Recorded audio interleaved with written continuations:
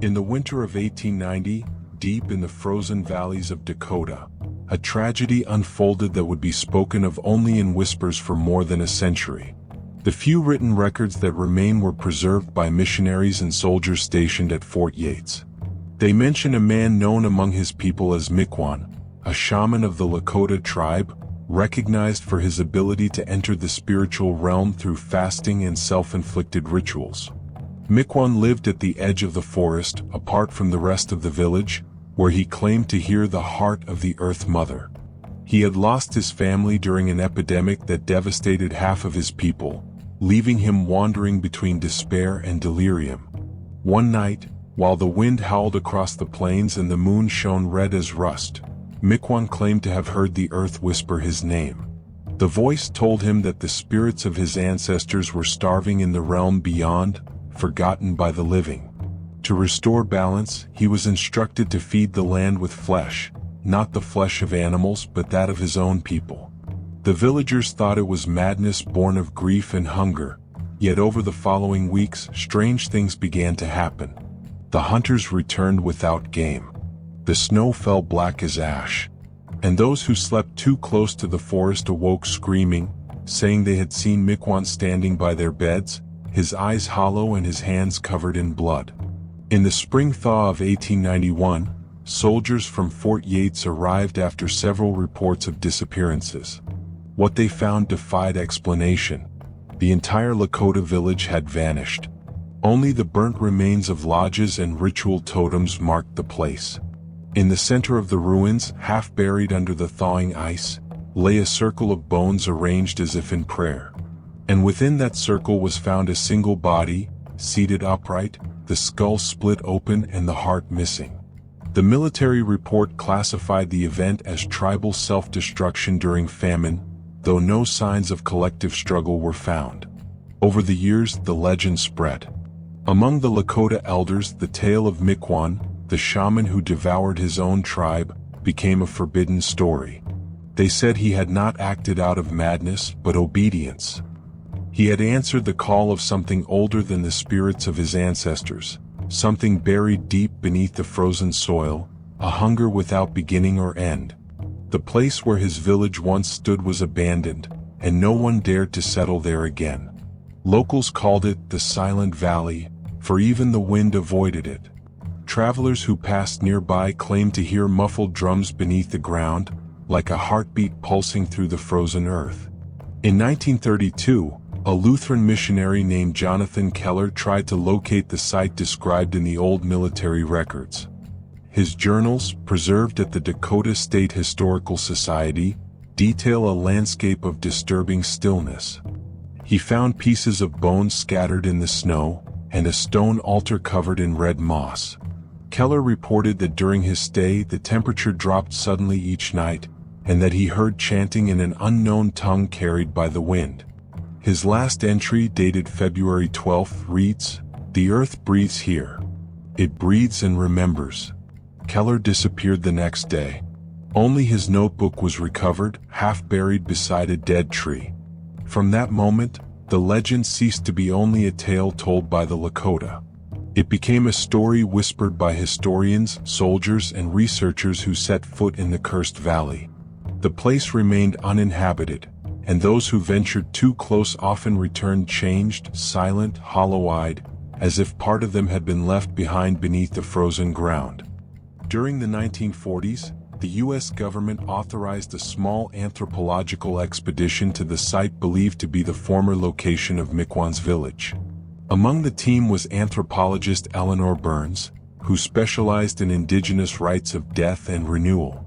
Her private field notes, never formally published, were discovered decades later among the archives of her son. Burns describes in vivid detail the unease that haunted the team from the first day. "It is not silence that reigns here," she wrote, "but a deep pulse beneath the snow, as if the land itself were sleeping and dreaming." Her team found fragments of ceremonial objects, broken drums, animal bones arranged in geometric patterns, and a series of totems carved with human faces, all distorted, with mouths open as if screaming. But what disturbed Burns most was a tree at the center of the site. Its trunk was blackened as though struck by lightning, yet the wood was intact and cold to the touch. Beneath it lay a pit filled with ash, feathers, and what appeared to be human teeth. The expedition camped there for 7 nights. On the 5th, one of the assistants, a man named Robert Mills, disappeared without a trace. Only his journal remained, containing incoherent drawings and symbols that resembled tribal sigils. Burns wrote that during the nights, distant chants echoed across the plains, not voices of men, but something deeper, heavier, resonating like breath from within the earth. She abandoned the site 2 days later and returned to Bismarck, visibly shaken. In her final report, Burns concluded that what occurred in 1890 could not be explained solely as famine or madness. "There is an order here," she wrote, "a ritual logic that suggests communication with the underworld. Miquon's acts may have been part of a cycle meant to keep the land alive, a covenant sealed with flesh." Years later, in 1964, a series of small earthquakes struck the Dakota plains, localized entirely in the same valley. No geological faults existed there. The tremors came in waves of 3 pulses, repeating every few hours, lasting exactly 7 nights.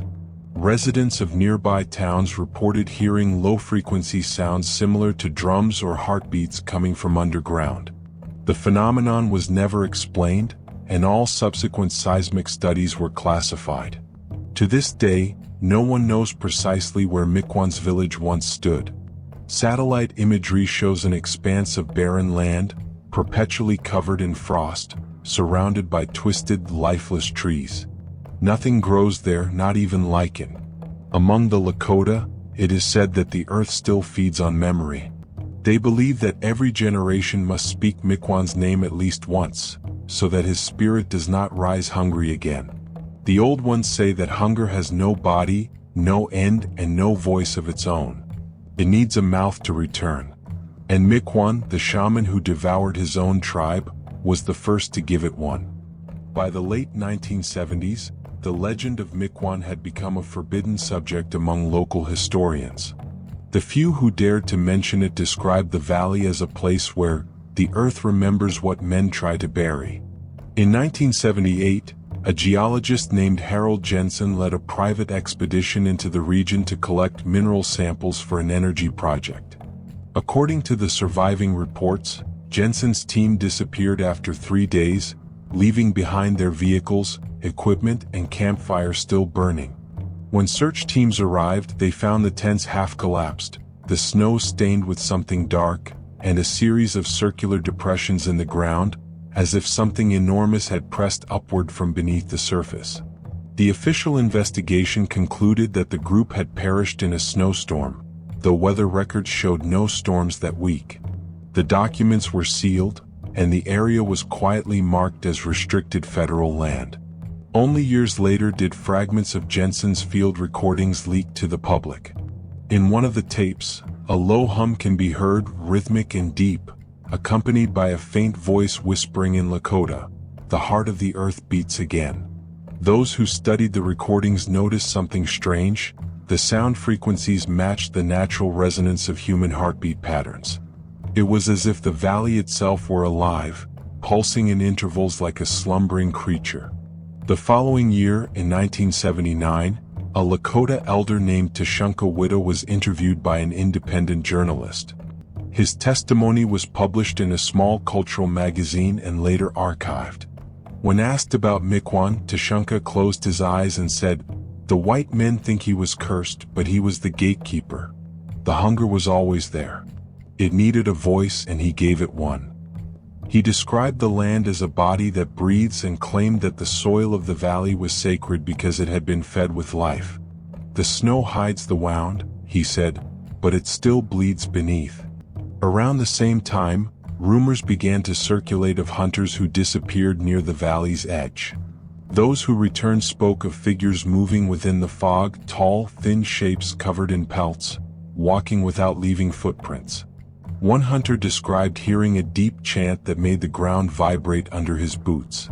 Another claimed that his rifle jammed when he tried to fire, and he saw his own breath turning black in the cold air. When local authorities investigated, they found no tracks, no signs of struggle, only marks on the trees resembling handprints burned into the bark. A forensic analyst later determined that the marks were made by exposure to extreme heat, though no fire had occurred.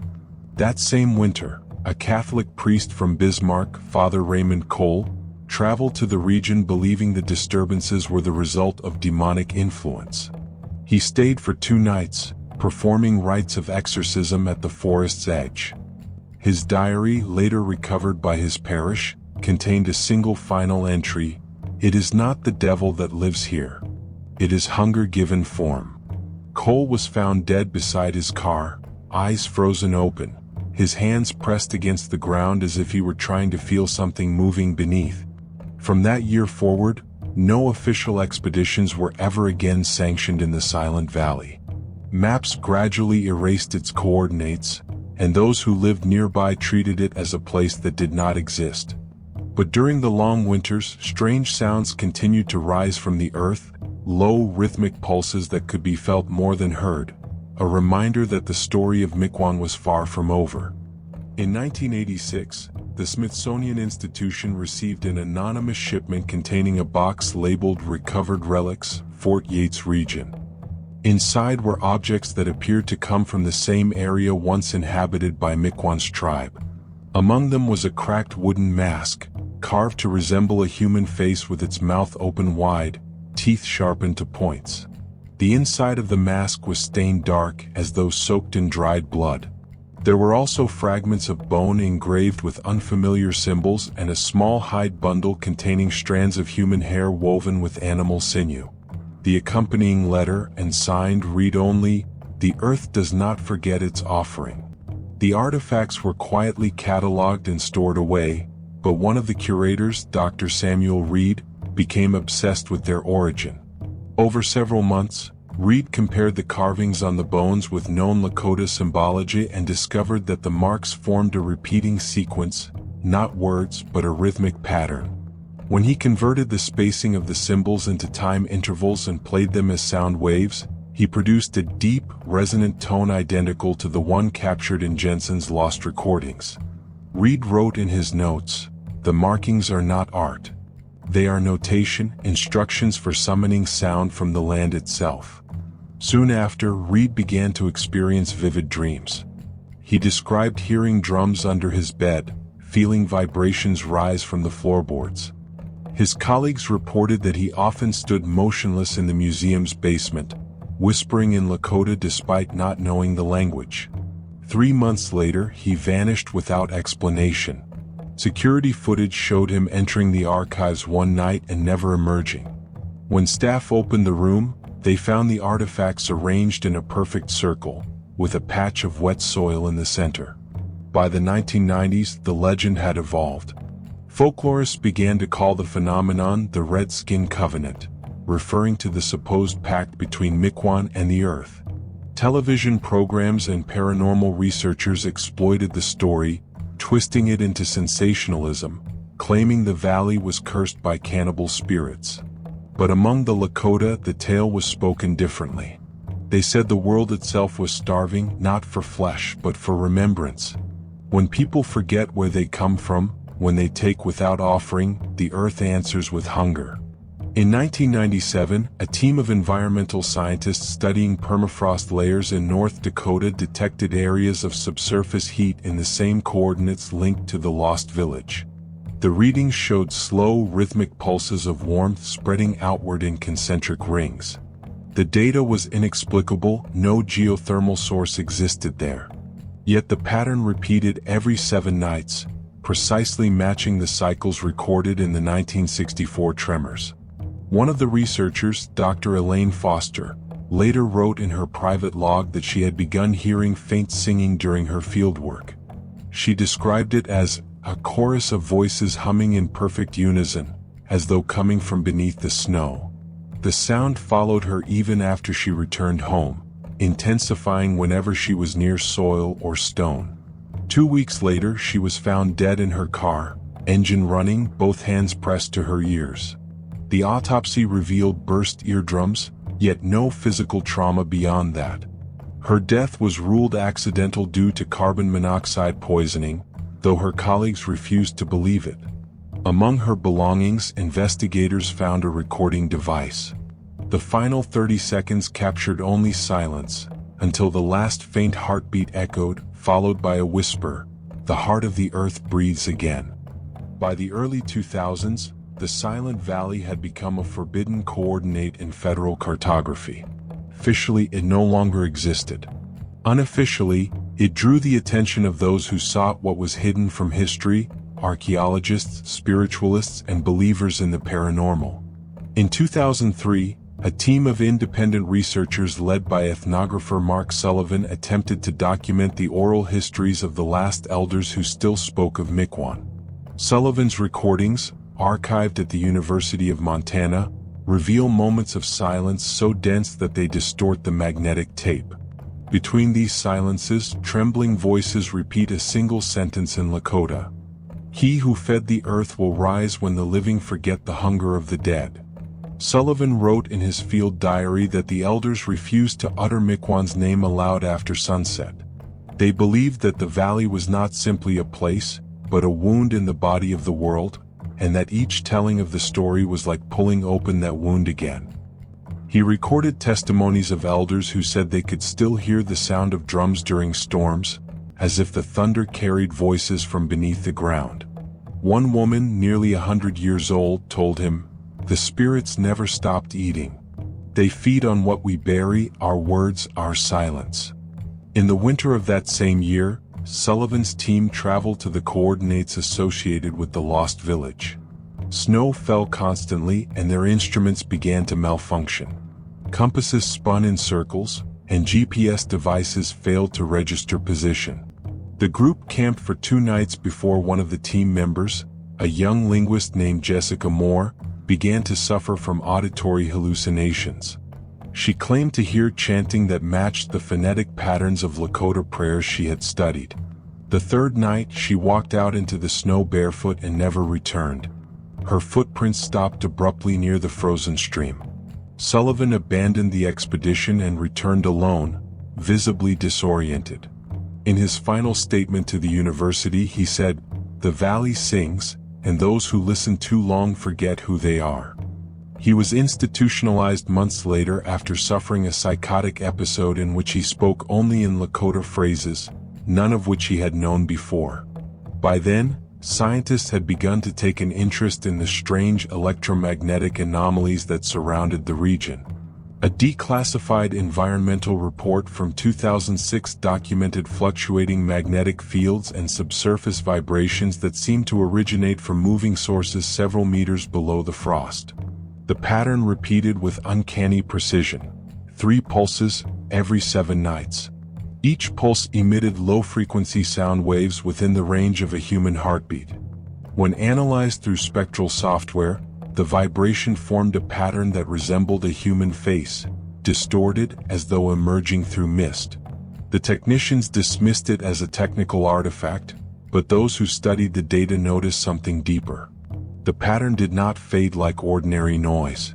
It grew stronger each time it was recorded, as if responding to attention itself. Within months, the researchers withdrew the project. The official report concluded that the location exhibits geological anomalies incompatible with continued presence. But locals said otherwise. Hunters and travelers passing near the frozen plains described seeing lights beneath the ice, moving slowly like embers alive within the earth. One farmer claimed to hear whispering through the soil while digging for fence posts. The sound repeated his name. The following spring, when the snow melted, pieces of bone surfaced along the valley's edge. They were clean, white, and arranged in small circular patterns, just like those found in 1891.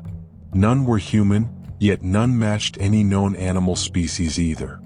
The discovery reignited the legend, not as folklore, but as evidence that something beneath the ground was alive, remembering, waiting. In 2010, journalist Eric Mattson, known for his work on historical disappearances, began investigating the case of the Silent Valley. He managed to obtain restricted access to the Smithsonian archives where Dr. Reed's lost artifacts were kept. Among the items, he found an audio cylinder mislabeled and covered in dust. When played, the recording produced a deep, uneven rhythm, 3 beats, a pause, and then a single low tone. Matson noted that the sound induced dizziness and nausea in everyone who heard it. Later, he discovered that the sequence of beats perfectly matched the frequency of the valley's recorded seismic pulses. Fascinated, Matson traveled to Dakota to document his findings. Accompanied by 2 local guides, he reached the edge of the restricted area where the valley was said to lie. There, the snow reflected a faint red hue under the moonlight, and the air carried a metallic taste. The guides refused to go further. They said the place was not meant for the living. Matson continued alone, equipped with a camera, an audio recorder, and a small tent. The footage he captured that night became infamous among researchers who later reviewed it in secret. The camera shakes as he breathes heavily, the lens covered in frost. The sound of the wind dominates until another tone, deep, rhythmic, begins to emerge beneath it. The earth trembles softly. Matson whispers, "It's here. The sound is coming from under me."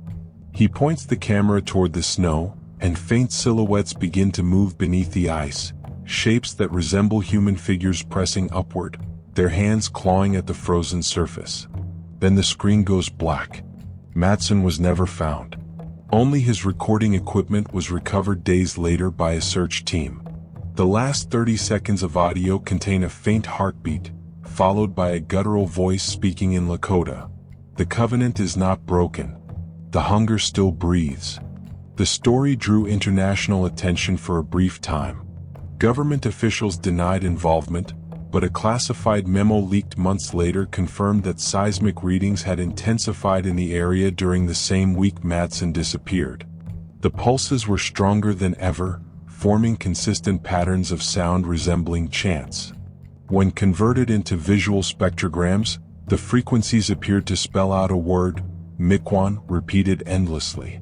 Following the incident, the valley was permanently closed to civilian access. Military fences and warning signs appeared overnight, and satellite imagery of the area was blurred. Locals reported seeing convoys of unmarked trucks entering the region at night, carrying heavy drilling equipment. What they were searching for was never revealed. But rumors spread that the government had unearthed something, not ruins but remains. In 2011, a whistleblower from an environmental research agency anonymously released excerpts from a report titled Subterranean Biological Movement, Zone M. The document described organic pulses of non-human origin and low-frequency resonance indicating cellular vibration. One line stood out among the rest: "The entity is not dead. It is dormant." After that leak, everything went silent again. The files disappeared, the witnesses retracted their statements, and the valley returned to its state of frozen secrecy. But among the Lakota, the chants began once more in winter gatherings. The elders said the earth had begun to remember again, and when the land remembers, it hungers. In the early 2020s, the Valley of Dakota returned to the headlines after a sequence of inexplicable meteorological events. Monitoring stations recorded abrupt temperature shifts accompanied by mild seismic waves, always localized within the same region that had once sheltered Miquon's village. The phenomenon was cyclical, occurring every 7 nights, and the ground seemed to pulse at regular intervals. Scientists tried to justify it as the release of trapped gases beneath the permafrost, but geological analysis failed to find any evidence supporting the theory. Meanwhile, hunters and explorers began reporting sightings of humanoid shapes wandering through the snow. Always distant, moving slowly and irregularly, they left no tracks behind. One such report came from an amateur photographer named David Harrell, who had camped nearby to capture images of the northern lights. Using a thermal camera, he recorded a crouched figure standing in the open field. The body radiated intense heat, and the eyes reflected light like embers. Harrell claimed the figure turned and looked straight at him before dissolving into the fog. Authorities dismissed the footage as a hoax, but independent experts confirmed that no digital manipulation was present. When Harrell returned to the site with other photographers, he found his camera tripod half buried in ice and a circular burn mark etched into the snow. After the video spread, a research team from Fargo installed subsurface sensors throughout the valley to measure vibrations and magnetic variations. Within a month, the sensors captured rhythmic pulses resembling heartbeats, perfectly synchronized with the 7-night cycle. The team's preliminary report noted that each event began with an expansion of the magnetic field, followed by a slow contraction, as though something were breathing beneath the ground. One of the technicians, while reviewing the audio data, reported hearing faint voices woven into the frequencies, chanting. These discoveries reignited academic interest in Eleanor Burns's century-old translations of the ancient Lakota songs.